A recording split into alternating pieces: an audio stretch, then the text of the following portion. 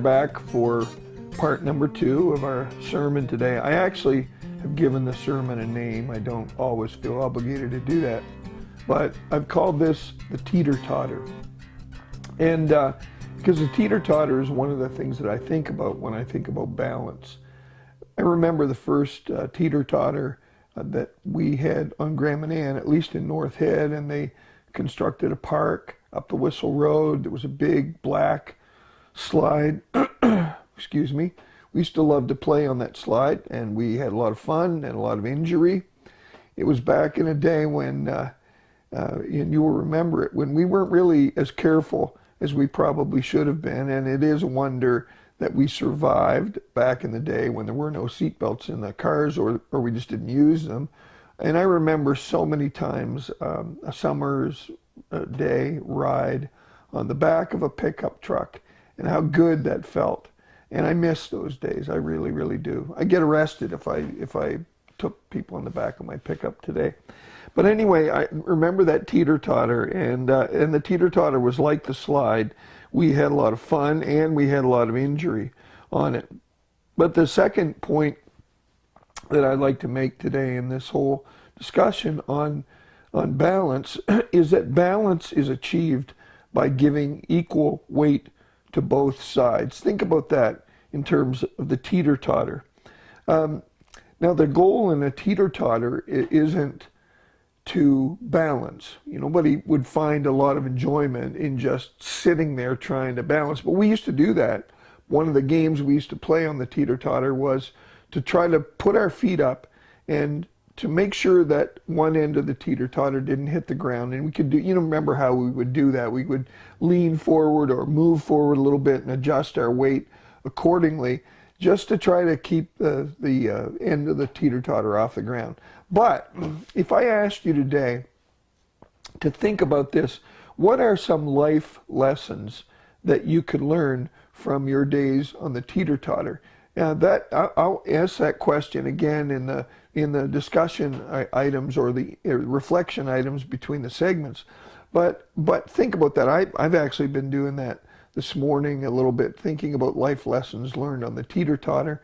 One of the things that I've come up with is it's always better if the person who's in the air dismounts first.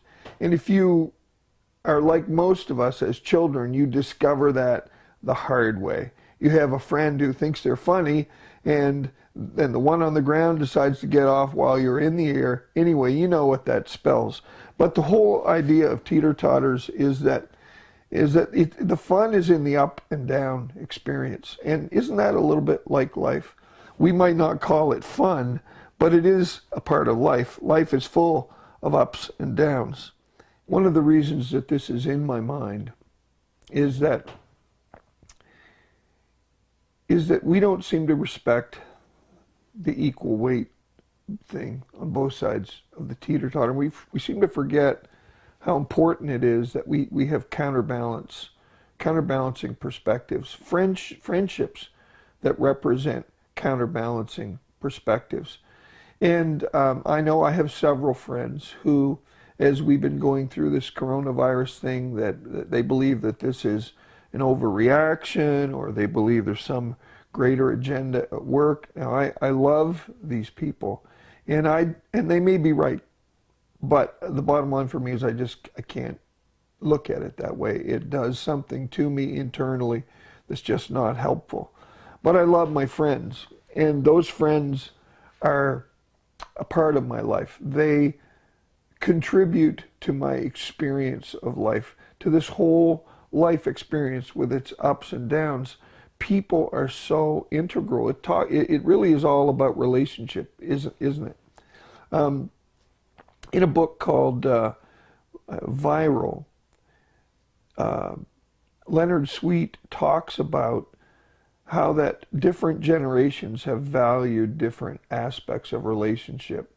He would call my generation the Gutenbergers. That reflects the idea of the printing press, and it reflects the idea of in modernity, people were really concerned with being right. We began to publish things and write things and and everything was about being right. And yet that same generation would say we had a greater commitment to relationships than the Googlers do, and that's the modern day generation. They said we would know how to have relationships, and yet so many of that generation, my generation, has been willing to sacrifice relationship for being right. In other words, they would say that unless you see this the way that I see it, we can't be good friends. That is especially true in the church. There have been so many things in the church that we have been unable to talk about because people somehow feel that there's something in danger or in jeopardy when I develop a good friendship with someone who sees things differently than I do. And of course, Facebook is rampant. It's full of that spit in your face culture where people behave towards one another in that media platform in ways that they would never ever do face to face. And it's shameful, really, especially for Christian people. I joined Facebook in 2007, and my purpose, my reason for doing that was I thought, you know what, here's cyberspace, and I'm going to have a presence in cyberspace. Facebook is the second largest nation in the world, and I can be a missionary to Facebook without ever leaving home. I don't have to learn a language. I don't have to move somewhere else, but I can provide a presence that represents what I believe, and I've done that since 2007. I've had some negative experience with people who don't understand the importance of balance, and that maybe relationships are about more than being right. But I believe today that this is a day and age in which we need to learn how to come together, not how to come apart. We've become so good at coming apart. And today we need to come together.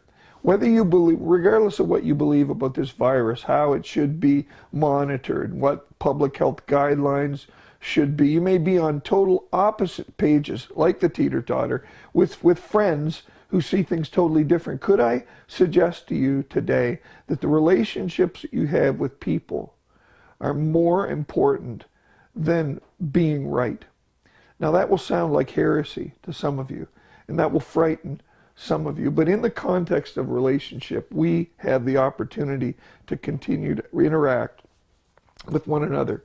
So I want you to think about for just a minute while we take a break, and we'll come back with a third part in just a minute. I want you to ask yourself a question. Are relationships really important to me? Can I have a relationship with someone who sees the world totally different than I do? Jesus sort of talked about that when he said, love your enemies. What good is it if you just love those who love you? He charged us to love those who were not favorably disposed towards us the same way as we might those who are our dear friends. That's what separates Christianity, I think, from a lot of other religious perspectives. It's not built on the idea of being right. It's built on the idea of relationships. Relationship with God being the most important. Thou shalt love the Lord your God with all your heart, soul, mind, and strength. And the second is like unto it, Jesus said. Love your neighbor as yourself. That second commandment is an expression of the first. There is no greater way to love God than to love his kids, whether they all see things as you do or not.